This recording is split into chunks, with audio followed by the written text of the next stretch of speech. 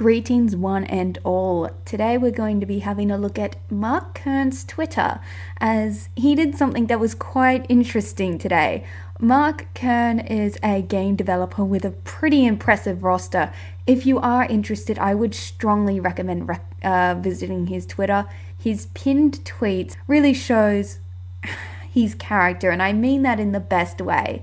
He says, devs, if you are afraid of speaking up, ask yourself, who has made you so afraid? Now your enemy is clear.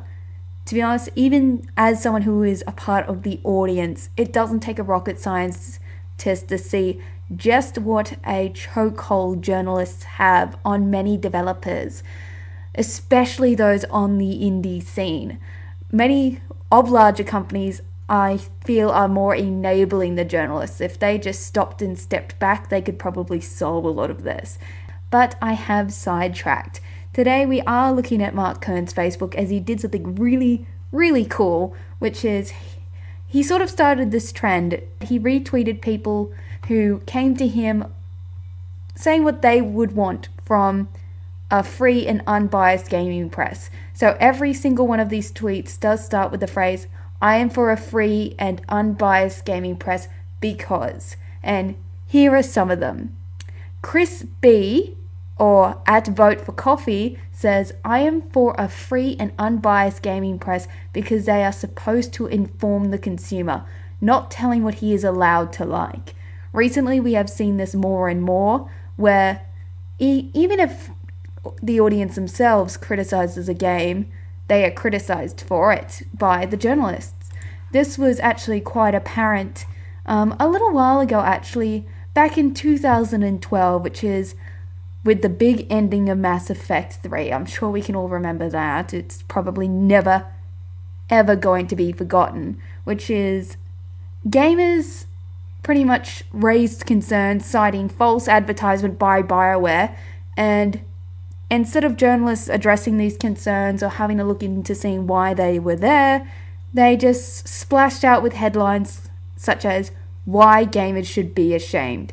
It was basically the prequel to Gamergate, Gamergate's Gamers Are Dead thing. Next tweet is from Gavizuli? Okay, dude, that is really hard to say. Maybe it's because of my dyslexic tongue. Anyway, he says, I am for a free and unbiased gaming press because manufactured fear is a death of inclusivity. This is 100% true. Not genuine fear, okay? If there was actual things causing real fear, I would definitely want that addressed. But at this stage, there is no real fear. We all know that it's manufactured. The only people telling me I can't be in gaming or I shouldn't be in gaming are the people promoting to be inclusive. And that is the anti-gamer gamers and the journalists. They promote to speak for me. They promote to know what's best for me, yet they are hell-bent on terrifying me away from this. Another one is, I am for a free and unbiased press because gaming was built by those creating fantastic, impossible worlds. This needs creative freedom. Creative freedom is something that you see quite a bit throughout these. Basically, a lot of people's concerns isn't women in gaming, it isn't minorities in gaming, it's these people that want to thought police, that want to control how people react, how people behave. They want to control what's in these games. It's basically restricting freedom of speech, restricting creativity. Another one is, I am for a free and unbiased gaming press because creativity, here it is, and freedom of speech cannot be censored to meet people's views or make them happy. Let's face it, people, we're going to watch things that are going to be really fucking rough on us. It's going to be hard, it's going to be unpleasant. Either you can complain about it, you can want it banned or censored, or you can learn from it. Another one is, here we go. I am for a free and unbiased gaming press because when I buy a game based on a journalist's word, I don't want to have to go back for a refund. 100% true. A lot of people base their gaming purchases, and games are expensive, especially for quite a lot of people. So to for a lot of people, buying a game is a big deal. Some people may not buy more than a couple of games a year. So if they check the websites and everything and they see 10 out of 10s across the board, best game ever, and they purchase this game, and back in the old days it was boring gameplay, bad story, something like that, but now it's getting worse. In addition to those flaws, we're now dealing with buggier and buggier games. I mean, if a game came out 10 years ago with the bugs that Assassin's Creed Unity had today, it would not fucking last. It would be thrashed. But nowadays, getting a brand new game that needs day one patches to fix shit that shouldn't have never made it to the production process is ridiculous. And it's really something that needs to get fucking fixed now. We're meant to have betas and alphas in order to test the game, test its limits. It's not just for early access to drum up attention. It's actually meant to be to find out what's wrong with the game and fix it. Are we just not hiring testers anymore? Are we just sort of going, fuck it, that'll do, we'll fix it later? Buy the DLC if you want your characters' faces to have skin. Is that how we're doing things now? I can tell you, I'm not fucking keen on it. Mr. String says, I am for a free and unbiased gaming press because reporting on harassment doesn't mean filling in the gaps with your own story. I believe this has to do with people who report on obvious trolls or report on fake harassment.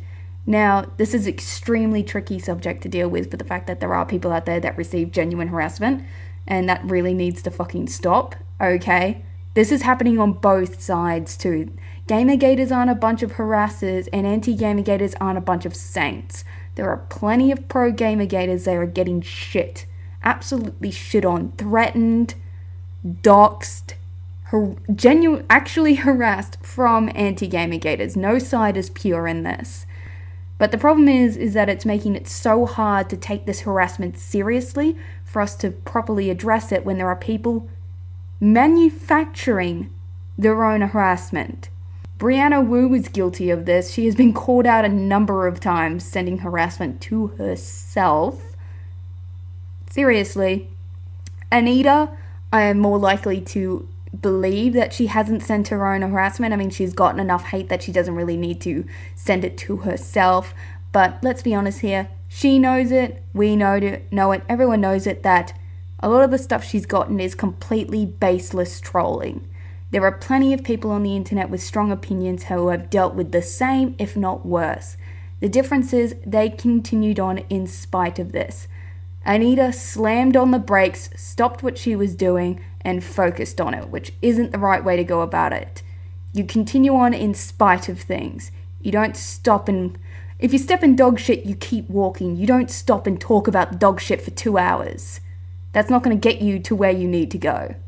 I am for a free and unbiased gaming press because consumers should be allowed to think for themselves. Sort of similar to what we had before, which is consumers aren't being allowed to have the voice. They're not taking part in this discussion because it is extremely difficult to speak with your purchases for the fact that even a poor game can still make enough money. You're not going to improve, and eventually they will get sick of it and they will fucking fight back. Gamergate is literally the embodiment of that reaction, which is, for years, we're told to shut up, we're told to handle it, we're told to deal with it. You're worthless, nerdy, fucking basement-dwelling neckbeards. You have no life, now buy our shit. No fucking thank you, mister. I'm for a fair and unbiased gaming press because all developers deserve to have their game covered. Not just the ones in the clique. So true. Again, I hate to bring them up because they've been brought up a million times, but the fine young capitalists just perfectly encapsulate this, which is, it's gaming press has become Game of Thrones level incestuous backroom fucking deals manipulation, which is, you gotta learn to play the game. If you come in like Ned Stark, you're not gonna make it. The fine young capitalists were not in the clique. They were not covered. Their story was not covered. To be honest, I'm not gonna lie, they did get lucky. I mean, they definitely deserved Nations and everything they got, it's not just sheer luck. They did put in a lot of work, but it's the fact that so many other developers, so many other people involved in gaming did not get that chance, and they just flitted away into obscurity completely unnoticed because they didn't play the game and they weren't in the clique. Zoe Quinn was in the clique. Nathan Grayson is in the clique. Phil Fish, Ben Kuchera, Steven Totila. These types of people are in the clique. Either you suck their dicks or you don't make money, and the tens of thousands of dollars you poured into a game that you spent your own time and money on goes completely unnoticed. As I am for a free and unbiased gaming press because of all the people who were wrongly smeared by claims of misogyny by the press. This is a really fun game to play. If you go on Twitter or Tumblr or anything like that, and let's say you have something completely gender neutral, like your name is yellow polka dots and no gender specifiers, nothing. If you go in there and even if you aren't sexist, if you just lightly disagree, you're a misogynist. You don't know what gender I'm misogynist. But I'm a woman misogynist, blocked. It's pretty much how it goes. It's the fact that they've overused this word to the point of it being meaningless. Seriously, guys, start addressing the points and not just dehumanizing the opposition, because that's what they're really doing. By saying, you're a misogynist, you're this, you're that, they're not actually listening to what people are saying. They're just completely walling themselves off and creating this deafening echo chamber for themselves. It's not the arguments you have, it's not the points you have. The thing is, anti-Gamergate will always go to, but someone was harassed by someone, feelings got hurt. Although we have no way of blaming Gamergate, we're going to blame Gamergate because they're the people we don't like at the moment. And if you disagree, blocked. I am for a free and unbiased gaming press because I want to be able to form my own ideas about new games and news. No indoctrination. Again, most people will read an article about a game without playing the game. Take Tomb Raider, for example. You could put a spear through Lara Croft's head, throw her down some rocks, crumble into fire, catch on fire, get eaten by wolves, but the second some dude gets kinda creepy with her, and by the way, if you let that play out, he just chokes her to death. So it's not actual sexual assault, it's just weird. And within the context of the story, within the context of the environment, you know what?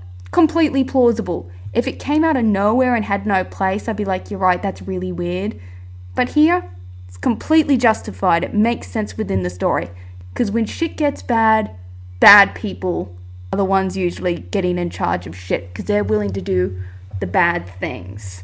I am for a free and unbiased gaming press because lying about people can ruin their lives and there's no excuse for that.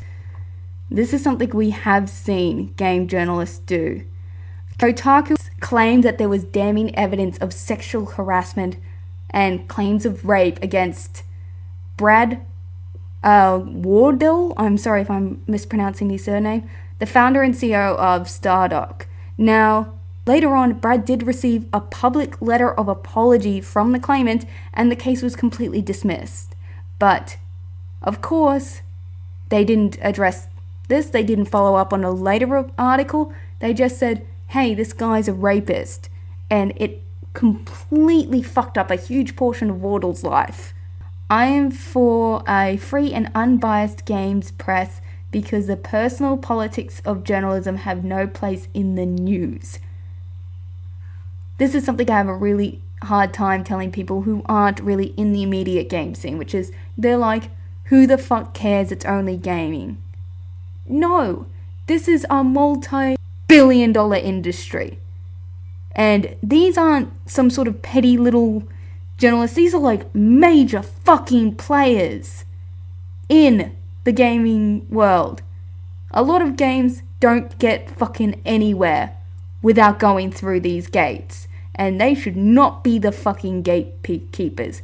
Like it or not, this is news. When a game can cost over $100 million to make, what it's about and what it should be in its ratings what type of game it is fucking news. Okay? We get celebrity news. People seem to take that relatively seriously. Movie news, that's on TV. Fucking art form. We need fair reporting on that. You can't treat it like a game. You can't use it for your own personal vlogging when you're meant to be a fucking professional journalist. You can't use it as an opportunity to push your own beliefs. You have to report on it. You can't use it as an opportunity to talk about your fucking self.